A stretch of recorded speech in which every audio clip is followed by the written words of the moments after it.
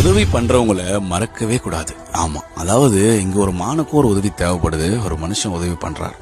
ஆனாலும் அந்த மான் செஞ்ச வேலை ஃபைனல்ல நம்மளே பூரிக்க வச்சிரும். அப்படி ஒரு வேலை செஞ்சிருக்கு.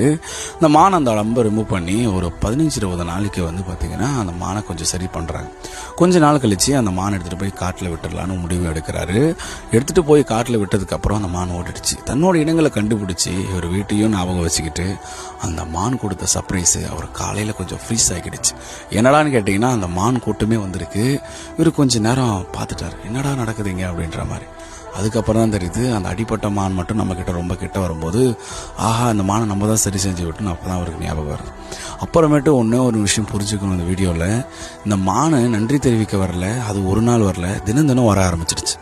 எதுக்காக தெரியுமா? அவரோட அன்புக்காக. அந்த அன்புக்காக ஏங்குற மான் இந்த அளவுக்கு மனுஷனும் இருந்துட்டா எந்தவித பிரச்சனை இல்லாமல் போயிடலாம். யோசிச்சு பாரு.